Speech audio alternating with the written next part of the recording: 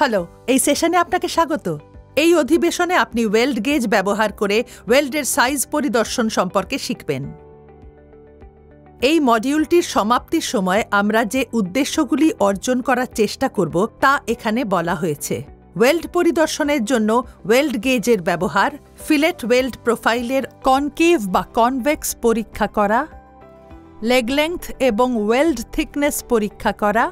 এই মডিউলটির ওয়েল্ডিং গুণমান নিশ্চিত করার জন্য ভিজুয়াল ওয়েল্ডিং পরিদর্শনে প্রায়শই ব্যবহৃত কিছু গেজগুলি জরিপ করবে। ভুল জোড় আকার এবং কন্ট্যুর শনাক্ত করা হয়।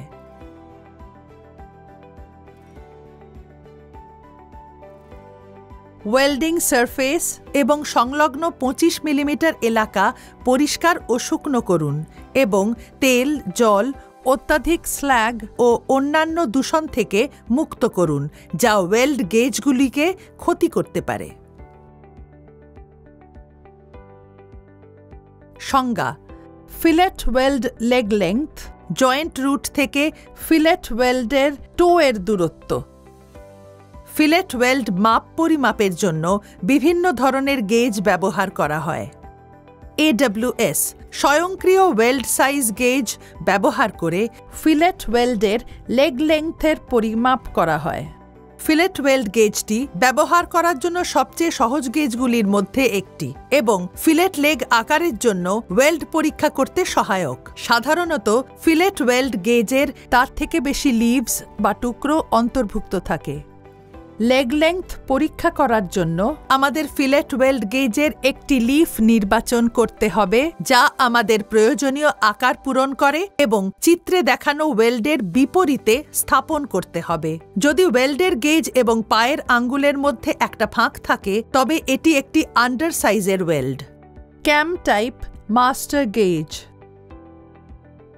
ফিলেট ওয়েল্ড লেগ দৈর্ঘ্য পরিমাপের জন্য ব্যাপকভাবে ব্যবহৃত স্টেইনলেস স্টিল গেজ আর একটি ধরনের। ফিলেট ওয়েল্ডের গ্র্যাজুয়েটেড স্কেলে পরিলক্ষিত হয়। ফিলেট ওয়েল্ডের লেগ সাইজ।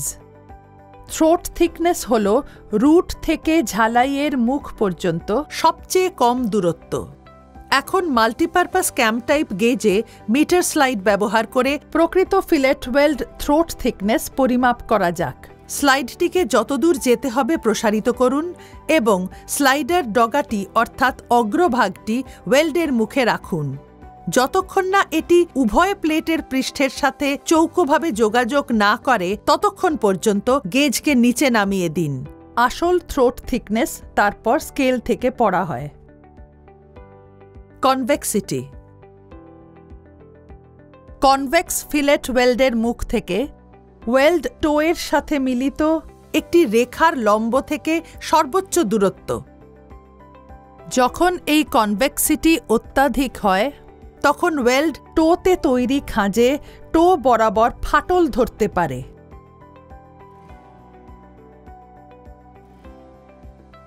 ফিলেট ওয়েল্ড জয়েন্টের উল্লম্ব প্লেটের বিপরীতে গেজ রাখুন। ফিলেট ওয়েল্ড জয়েন্টের উল্লম্ব এবং নিচের উভয় প্লেটের সাথে 45 ডিগ্রি দিকগুলির যোগাযোগ রয়েছে কিনা নিশ্চিত করুন। ওয়েল্ড ফেসের উপর বিশ্রাম নিতে পয়েন্টারটি স্লাইড করুন।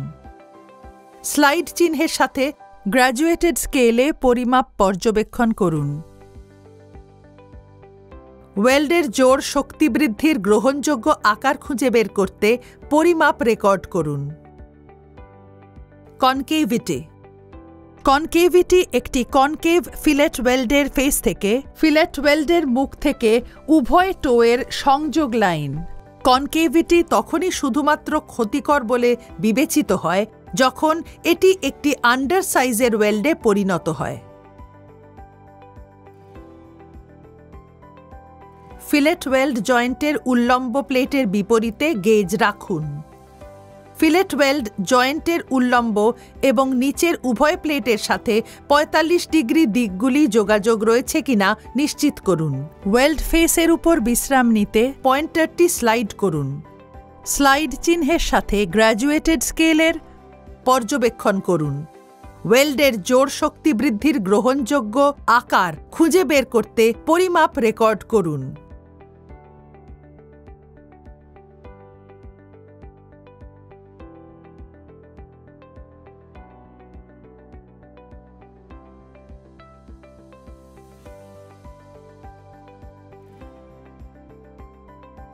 সংজ্ঞা: জোর শক্তি বৃদ্ধি। একটি গ্রুভ বা বাট ওয়েল্ডিং পূরণ করার জন্য প্রয়োজনীয় পরিমাণের বেশি ধাতু welding.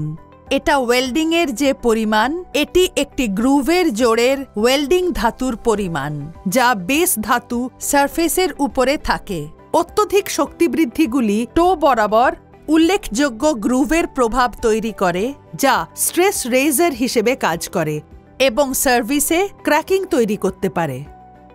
Measurement of the weld reinforcement using AWS weld gauge.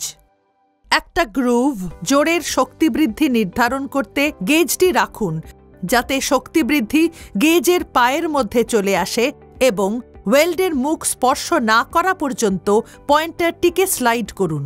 পরিমাপ পর্যবেক্ষণ করুন এবং সেই অনুযায়ী রেকর্ড করুন। এই মডিউলে আমরা শিখেছি ওয়েল্ড গেজ ব্যবহার করে ওয়েল্ডের ডাইমেনশন পরিদর্শন করা, ওয়েল্ডিং পরিদর্শনের জন্য ওয়েল্ড গেজের ব্যবহার, ফিলেট ওয়েল্ড প্রোফাইলের কনকেভিটি কনভেক্সিটি পরীক্ষা করা, লেগ লেংথ এবং থ্রোট থিকনেস পরীক্ষা করা, একটি বাট ওয়েল্ডিং জয়েন্টে শক্তি বৃদ্ধি পরিমাপ করা। আমরা এই সেশন শেষ করতে চলেছি। আশা করি প্রতিটি বিষয় বুঝতে পেরেছেন। পরের অধ্যায়ে আবার দেখা হবে।